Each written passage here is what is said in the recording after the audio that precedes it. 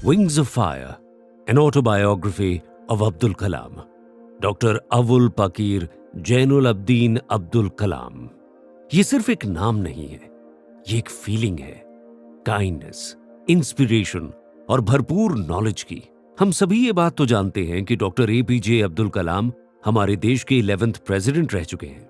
As a president उन्होंने अपने देश और देश के लोगों के लिए काफी ऐसे काम किए जिनकी वजह से उन्हें पीपल्स प्रेसिडेंट का टाइटल मिला और साथ साथ पद्म भूषण और भारत रत्न जैसे अवार्ड से भी सम्मानित किया गया। इतना ही नहीं, वो एक इंडियन एरोस्पेस साइंटिस्ट भी थे जिन्होंने काफी सक्सेसफुल मिसाइल्स का इन्वेंशन किया। अग्नि और पृथ्वी, ये दो उनकी बहुत फेमस मिसाइल्स हैं, इसीलिए उन्हें the missile man of India भी कहा गया है। इसके अलावा अपने देश के लिए उनका प्रेम और अपने काम की तरफ उनकी वफादारी, ये दो वो इंपॉर्टेंट चीजें हैं जिन्होंने उन्हें इस देश की आने वाली पीढ़ियों के लिए एक रोल मॉडल बनाकर खड़ा कर दिया। इस कुकू एफएम बाइट में मैं डॉक्टर कलाम की ऑटोबायोग्राफी को उन्हीं के स्टाइल में सुनाऊंगा, जिससे आप कलाम साहब की इंस्पिरेशनल जर्नी से और अच्छे से कनेक्ट कर पाएंगे। मेरा जन्म मद्रास के एक छोटे से गांव रामेश्वरम में एक मुस्लिम फैमिली में हुआ था। मेरे पिता जैनुल अब्दीन एक बहुत ही स्ट्रिक्ट और डिसिप्लिन्ड फादर थे। मैंने उन्हें बचपन से ही नमाज के लिए मस्जिद में जाते देखा था। जब मैं थोड़ा बड़ा हुआ तो मैंने उनसे मस्जिद में नमाज पढ़कर दुआ मांगने के कॉन्सेप्ट को समझने की कोशिश की।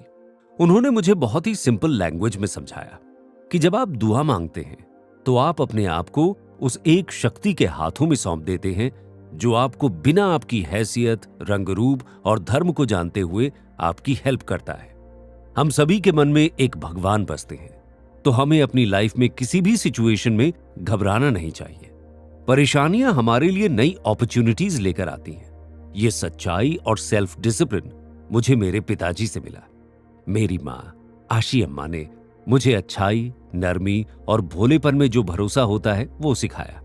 इनके बाद जलालुद्दीन और शमसुद्दीन, ये दो मेरे बचपन के वो दो मजबूत पिलर्स थे जिन्होंने हर कदम पर मेरी हेल्प की।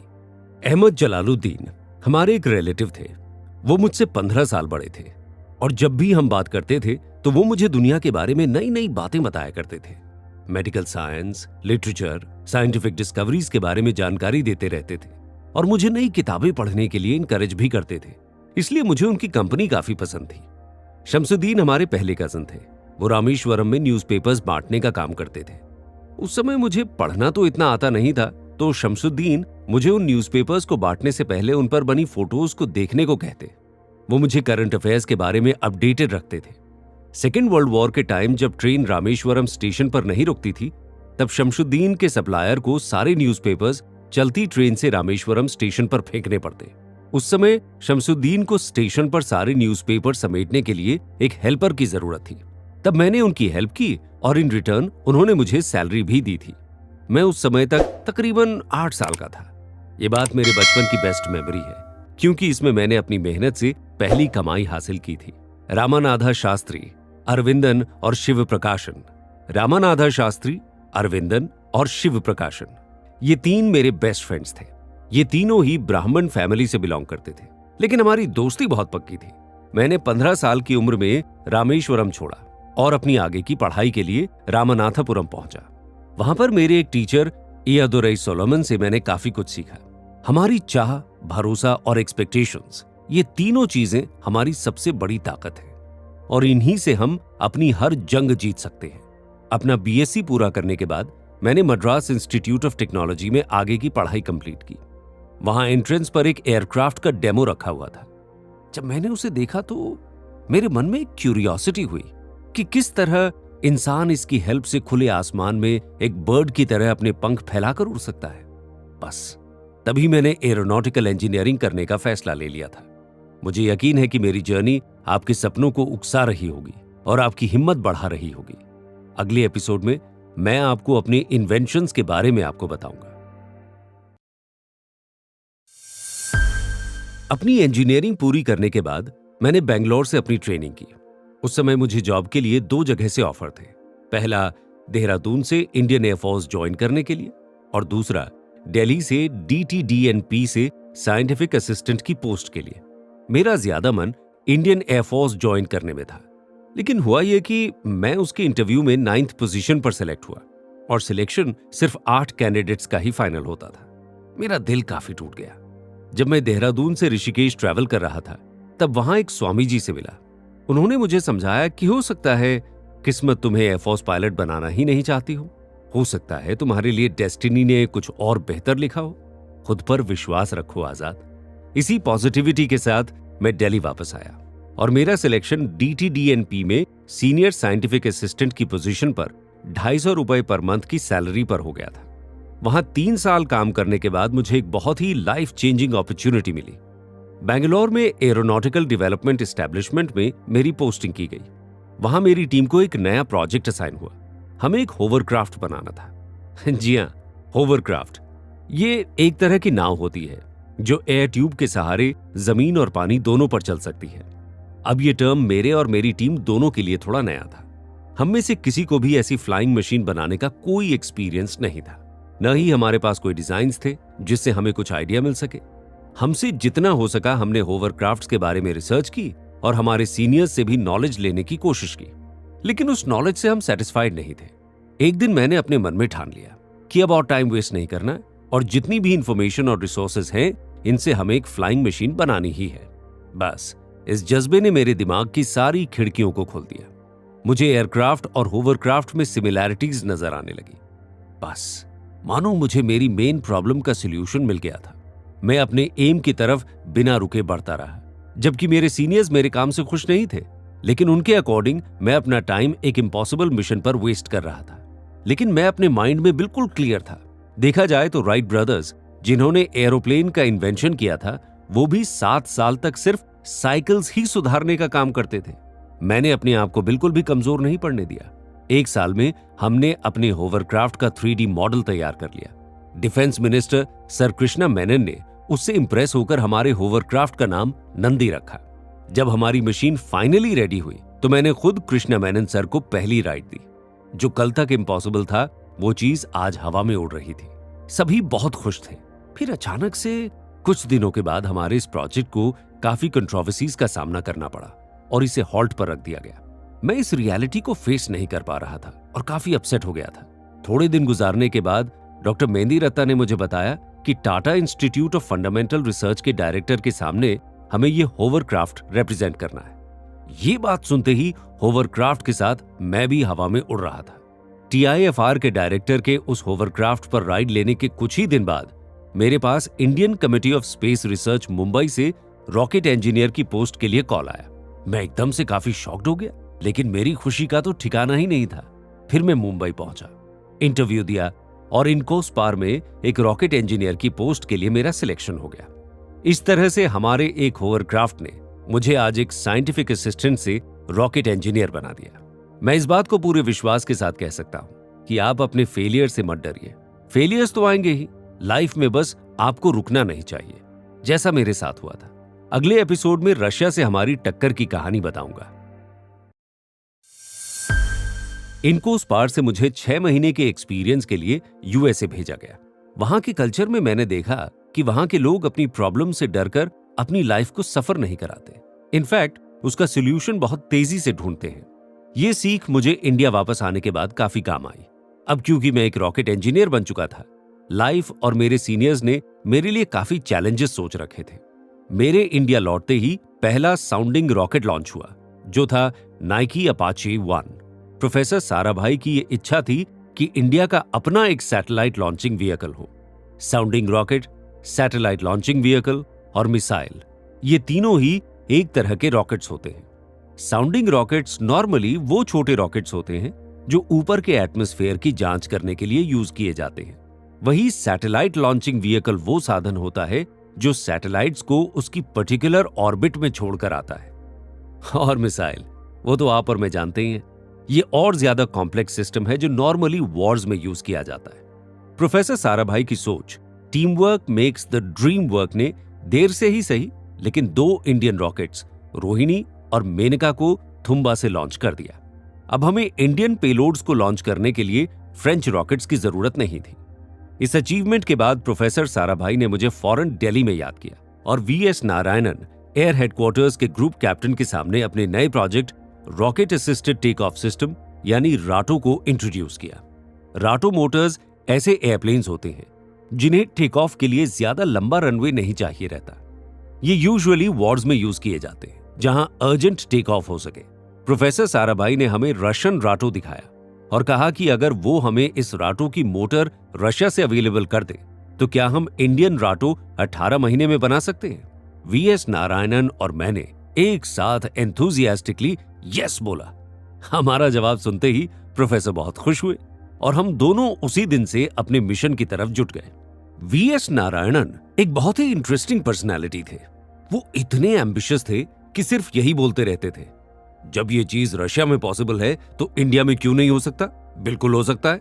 उनका ये एंथुजियाज्म मेरे जज्बे और हिम्मत दोनों को बढ़ावा देता था। इस मिशन के दौरान दो नई चीजें सामने आई। पहली, प्रोफेसर साराभाई ने जो आने वाले 10 सालों के लिए मिशंस सोचकर रखे थे उसका पूरा ऑन पेपर प्लान। उसे पढ़कर मुझे ऐसा लगा कि जैसे ये कुछ रोमांटिक स्टोरीज हैं जो किसी कंट्री और स्पेस लवर ने अपनी कंट्री के डेवलपमेंट के लिए लिखी हो। और दूसरा, डिफेंस मिनिस्ट्री में मिसाइल पैनल का फॉर्मेशन, जिसके कोर मेंबर्स थे मैं और नारायणन। फिर हमने अपनी राटो मोटर की तरफ वापस अपना कंसंट्रेशन लगाया और इस प्रोजेक्ट की स्टार्टिंग डेट से 12 महीनों में हमने अपना पहला स्टैटिक टेस्ट ले लिया था। आगे के 4 महीनों में राटो मोटर के टोटल 64 स्टैटिक टेस्ट हो चुके थे। पर अभी ये कहानी एक नया मोड़ लेने वाली थी जिसमें बहुत से चैलेंजेस थे। जानेंगे अगले एपिसोड में। राटो का प्रोजेक्ट ऑलमोस्ट कंप्लीशन पर था। इसी बीच प्रोफेसर साराभाई ने अपने इंडियन सैटेलाइट लॉन्चिंग व्हीकल के सपने को सच करने के लिए एक नई टीम बनाई और हर एक टीम मेंबर को अपने हिस्से का काम सौंप दिया गया। मुझे एसएलवी के लिए स्टेज 4 का काम सौंपा गया। मैं और मेरी टीम अपने हिस्से का काम करने में जुट गए। थोड़े दिन बाद हम सबको एक दिल दहलाने वाली खबर मिली कि प्रोफेसर साराभाई अब इस दुनिया में नहीं रहे। प्रोफेसर साराभाई मेरे लिए साइंस के महात्मा गांधी थे। वो सिर्फ एक ग्रेट साइंटिस्ट ही नहीं बल्कि एक ग्रेट लीडर भी थे। ये हमारे हिंदुस्तान के लिए काफी बड़ा लॉस था। लेकिन जैसा कि हम सभी जानते हैं कि ये दुनिया और समय किसी के लिए भी रुकता नहीं है। राटो और एसएलवी उनका सपना था। हम सब उनके इसी सपने को पूरा करने में लग गए और आखिरकार 8 अक्टूबर 1972 को राटो मोटर का पहला टेस्ट लिया गया जो सक्सेसफुल रहा। अब इंडिया को मिलिट्री डिफेंस के लिए इंपोर्टेड राटो की जरूरत नहीं थी, जिसका कॉस्ट था 33,000 रुपए, क्योंकि इंडियन राटो का मैन्युफैक्चरिंग सिर्फ 17,000 रुपए में ही हो रहा था। ये एक ब्रेथ ऑफ रिलीफ था। अब उनके दूसरे सपने एसएलवी को सच करना बाकी था। मुझे प्रोजेक्ट मैनेजर एसएलवी बना दिया गया। ये जिम्मेदारी काफी बड़ी थी। मैं थोड़ा घबराया, लेकिन मुझे ये बात मालूम थी कि घबराने से मैं अपने कदमों को डगमगा दूंगा। अगर मुझे अपने कदमों के निशान रेत पर छोड़ने हैं तो मुझे अपने कदमों को रगड़ना नहीं है, उन्हें मजबूती से जमीन पर रखना है। मैंने स्ट्रेटजीज बनाई, कम्युनिकेशन को अपने काम का सबसे इंपॉर्टेंट पार्ट बनाया। एसएलवी 3 के प्रोजेक्ट के दौरान मेरे साथ काफी इमोशनल केसेस बने जिन्होंने मेरे दिल को अंदर से तोड़ कर रख दिया। सबसे पहला तो मेरे ब्रदर इन लॉ और मेरे बचपन के सबसे बेस्ट फ्रेंड अहमद जलालुद्दीन के गुजरने की खबर मिली। उसके कुछ महीनों बाद ही मेरे पेरेंट्स भी इस दुनिया से चले गए। आज में जो कुछ था, जिनकी वजह से था, वो सभी मेरे साथ नहीं थे। ये मेरी लाइफ का एक ऐसा पड़ाव था जहां मेरा दिल और दिमाग एक साथ नहीं था। काफी मुश्किल से मैंने अपने आप को संभाला। 1979 में फाइनली एसएलवी 3 की फ्लाइट का पहला एक्सपेरिमेंट हमने किया। लेकिन जैसा कि पहले भी कहा था कि बिना फेलियर्स के कोई सक्सेस स्टोरी पूरी कहां होती है। हमारा एक्सपेरिमेंट उसके सेकंड स्टेज में फेल हो गया। पूरे श्री हरिकोटा के आइलैंड पर एक मायूसी भरी खामोशी छा गई। डॉक्टर ब्रह्म प्रकाश ने मुझे उस मोड़ पर हौसला दिया और यह समझाया कि यह पहला अटेम्प्ट था जो फेल हुआ है। एक इंसान को सक्सेसफुली मून पर लैंड कराने में साइंटिस्ट को तकरीबन 40 साल लग गए थे। बस फिर क्या था, इस मोटिवेशन ने हमें वापस अपने लक्ष्य की तरफ भेज दिया और देखते ही देखते 18 जुलाई 1980 को हमने एसएलवी 3 का दूसरा एक्सपेरिमेंटल टेस्ट लिया। कुछ समय बाद अनाउंसमेंट हुआ, all stages performed to mission requirements. The fourth stage apogee motor has given the required velocity to put the Rohini satellite to its orbit. ये वर्ड्स आज भी मेरी मेमोरी में गूंजते हैं। सभी बहुत खुश थे। इंडिया के पास अब अपना सैटेलाइट लॉन्च व्हीकल था। प्रोफेसर साराभाई को हम सब ने दिल से याद किया। इस सक्सेस के बाद 25 जनवरी 1981 को मुझे कॉल आता है कि कल रिपब्लिक डे के दिन मुझे पद्म भूषण के अवार्ड से सम्मानित किया जाएगा। ये न्यूज हर जगह फैल गई थी। मुझसे मेरी खुशी संभाली नहीं जा रही थी। मैंने अपने कमरे को बिस्मिल्लाह खान की शहनाई के म्यूजिक से भर लिया था। जब आप फेल होते हैं तो आपके अंदर एक युद्ध सा छिड़ जाता है। आपका डर आपके ऊपर हावी होने लगता है, जो आपसे कहता है कि सब कुछ खत्म हो चुका है, अब तुम अपने हथियार डाल दो। लेकिन आपके अंदर किसी कोने में आपके विश्वास की शक्ति फाइट बैक करती है और आप फिर से ट्राई करने के लिए खड़े हो जाते हैं। तो खुद पर विश्वास आपको करना ही होगा, क्योंकि आपके साथ ऊपर वाले की अनलिमिटेड पावर है।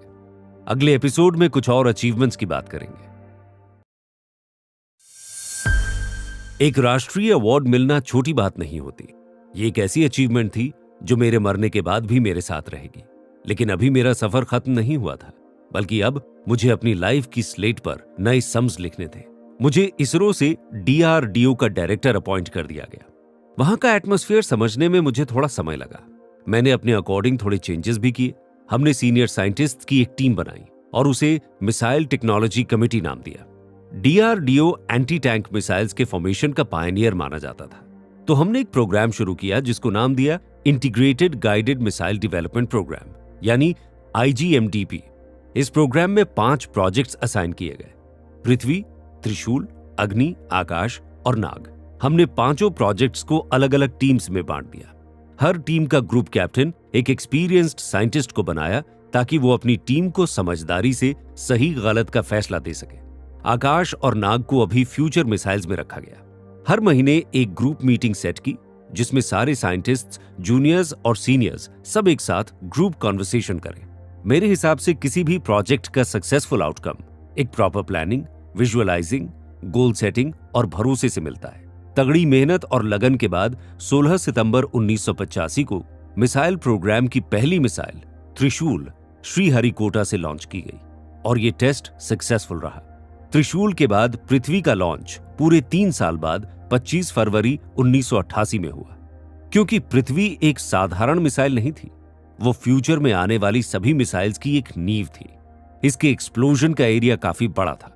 इसके लॉन्च की खबर ने आसपास की दूसरी कंट्रीज को भी दहलाकर रख दिया था। पृथ्वी के बाद अग्नि के लॉन्च की तैयारियां जोरों शोरों से शुरू हो गई।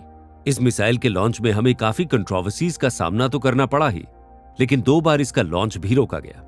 दोनों बार कंप्यूटर ने लॉन्च के ठीक 10 सेकंड पहले होल्ड का साइन बता दिया। अग्नि की टीम में तकरीबन 500 साइंटिस्ट्स इन्वॉल्व थे। सभी काफी निराश हो गए। अखबारों में तरह तरह का मजाक बनने लगा। तब मैंने अग्नि के टीम मेंबर्स के साथ अपने SLV के पहले फेलियर की कहानी शेयर की, उनकी हौसला अफजाई की और फाइनली 22 मई 1989 को अग्नि का तीसरा और सक्सेसफुल लॉन्च हुआ। लाख डिसअपॉइंटमेंट्स, लाख डिमोटिवेशन के बाद भी हमने वो कर दिखाया था जो हमें करना था। अग्नि के लॉन्च के बाद इंडिया और मजबूत हो गया था।